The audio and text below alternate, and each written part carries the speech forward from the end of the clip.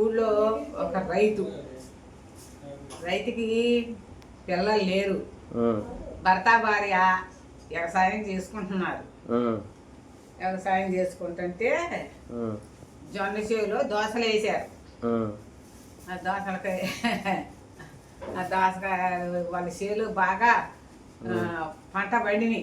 దోసకాయలు వస్తా పోతా, అయ్యో రామచంద్ర నాకు పిల్లలు లేరయ్యా, ఈ దోసకాయ బొడ్డోడన్నా నాకు పుడితే బాగుండేది నాయన అని దండం పెట్టుకుందంట.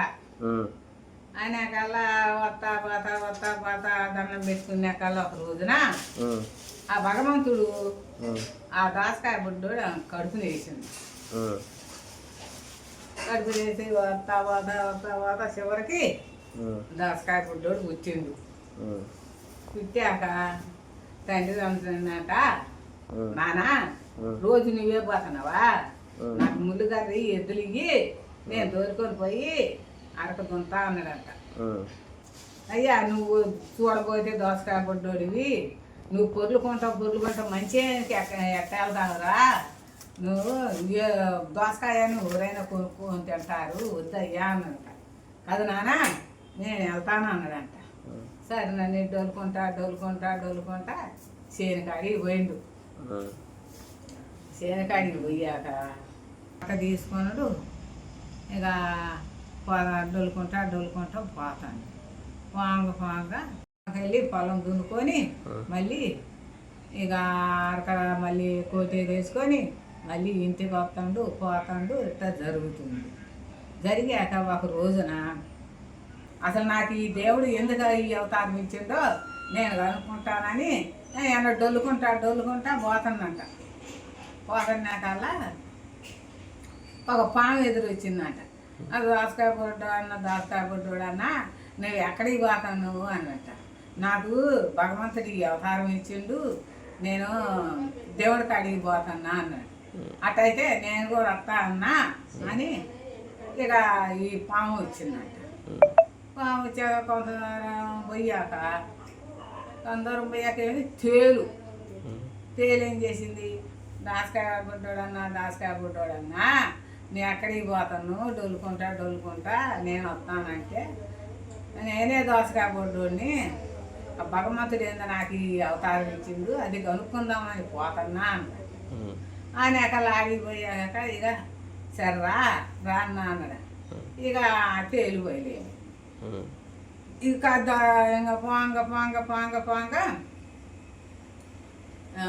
ఎలక వచ్చిందంట. ఎలక కనపడదంట. ఎలక కనపడి దోసకాయ బొడ్డోడన్నా ఈ ఆడికి పొర్లుకుంటా పోతాను అంటే, నాకు భగవంతుడు నాకు ఈ రూపం ఇచ్చిండు, నేనేం చేయలేకపోతున్నా, నాకు ఎందుకు ఇచ్చిండో నేను అడుగుదామని నేను వెళ్తున్నా అన్నాడు. అంటే నేను కూడా వస్తా అన్నట్టు ఎలక. సరేనని 2 ఎలకలు కలిసి అందరు కలిసి పోతున్నారంట. పాంగ చీకట పడదంట. ఒక ఊరు వెళ్ళాక చీకట పడ్డది. చీకట పడ్డాక మనం ఏం చేద్దాం అనుకున్నాను అంటే, ఇచ్చట సంగతి నువ్వే ఒక సాట, మేము తల ఒక సాట ఉంటాం, మేము ఎద్దుల కాడ ఉంటాం, ఎలకలు ఇద్దరు ఎద్దుల కాడ ఉంటాం అన్నారు. ఇక దోసకాయ బుడ్డ రోడ్డు కింద ఉండడు, పెట్టెలోనే పాము ఉంది, గూట్లో తేలుంది. అయితే ఏమైంది, ఆ ఇల్లు గల్లోళ్ళు జొన్నలు దొక్కుకుంటా, వాళ్ళు సందకాడ జొన్నలు దొక్కుకుంటా, ఎండేదు పగడేదు సువల్లో మా అన్నగారి సొమ్ము సొవ్వల్లో అని పాట పాడుతున్నారంట. పాట పాడుతున్నాయి కదా. అప్పుడు దోసకాయ బొడ్డోడు ఏం చేసిండు, ఎండేదు బగిడేదు సువల్లో నీ మెండగాడి సొమ్మ సొవ్వల్లో అనేకాల వామ్మో ఎవడీడు మరి మెండగాడి సొమ్ము అంటుండు, ఆ గూట్లో అగ్గిపెట్టని తీసారా అని అన్నారు. ఆయన గూట్లో అగ్గిపెట్టి తీసుకొని పోయేకల్లా తేలు కుట్టింది. అమ్మ నాకు తేలు కుట్టింది, అది పెట్లో పాచెక్క ఉంది తీసుకురాకపోయినాడు. పెట్లో పాచెక్క తీసుకురాపోయాకల్లా ఉసిరి చక్కెర తీసుకురాపోయాకల్లా అప్పుడు దాంట్లో పాము అనేది ఇక కాటేసింది. అమ్మ వయ్యాన్ని వీళ్ళు పండుకొని ఇక కొట్టుకొని అల్లాడుతున్నారు. వీళ్ళు ఏడుతున్నాక ఈ ఎద్దులు 2 ఎద్దులకి ఈ తాళ్ళు ఎలకలు కొరికినాయి. ఇక కొరికాక ఇక ఈ 5గురు కలిసి మళ్ళీ పోతా ఉండాలి.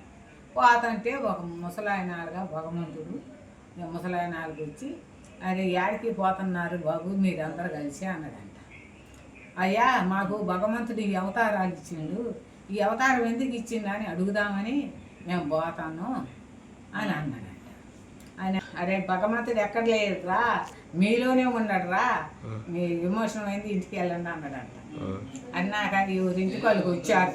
వచ్చాకల్లా అమ్మ ఇక దాసకాయ బుడ్డోడు వాళ్ళ నాన్న వాళ్ళమ్మ అయ్యో నీకు ఇట్లా దేవుడు వరం ఇచ్చిండు అని వాళ్ళు సంతోషపడి ఆనందంగా ఉండారు.